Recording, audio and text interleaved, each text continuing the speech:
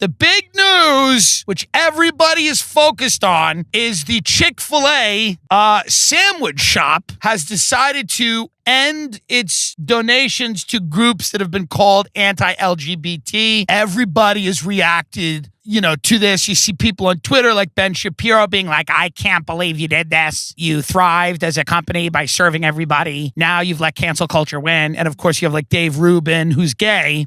Dave Rubin's like, I will not be eating Chick-fil-A anymore. Dave Rubin's gay. And Dave Rubin's going, he's not eating Chick-fil-A anymore, and he's going to start making chicken sandwiches at his house. He felt the need to tweet that. He's an adult and felt the need to tweet that he would be making chicken at home now. Dave Rubin would go to Egypt or Saudi Arabia where they were like crucifying young gay kids. And if they stopped that policy, Dave Rubin would be like, this is another instance of cancel culture winning. Yes, I'm gay, but I see no problem with the cultural execution of gay people. I don't care what Chick-fil-A does. If you want to donate to Christian organizations, great. They oppose same-sex marriage, fine. It gets a little stickier to me if they're like advocating, the abuse of children, like camps that people send their gay kids to try to turn them straight. So if you're funding conversion therapy, I'm not really cool with it.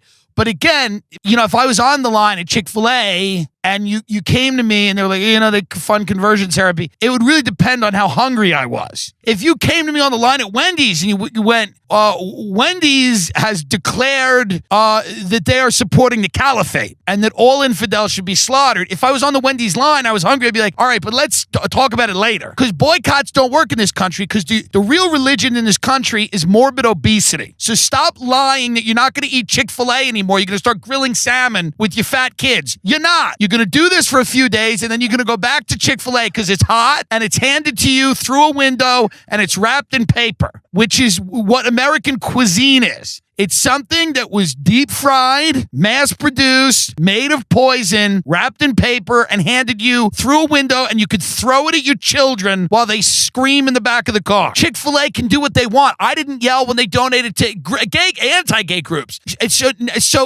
now everyone's going to yell when they said, well, we're not going to do that anymore. Who knows why they're not doing it? Maybe they want to expand into cities, more liberal markets. They're a corporation. Well, it's not a Christian company anymore. There's no such thing.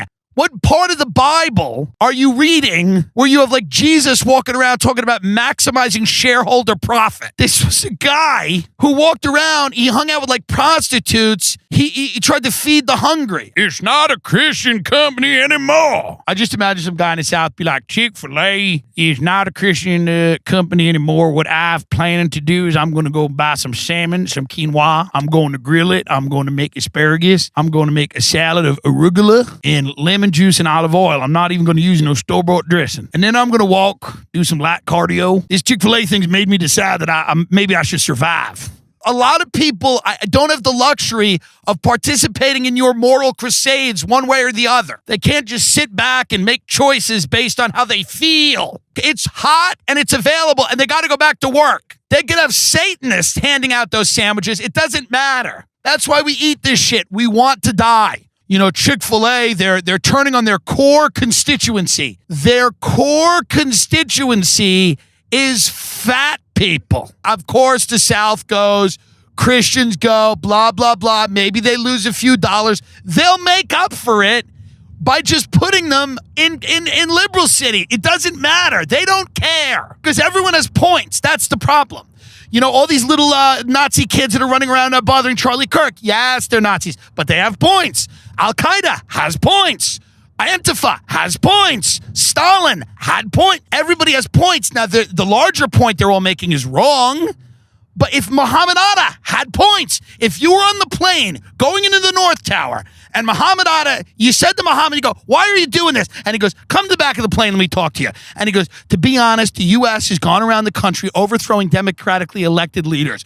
What they've done is they've waged campaigns of terrorism in our countries that have murdered endless civilians. And they've used that to allow multinational corporations to come in and just steal our wealth. You'd go, fuck, all right. I don't want to be incinerated in 2 minutes, but Muhammad, you got a little bit of a point.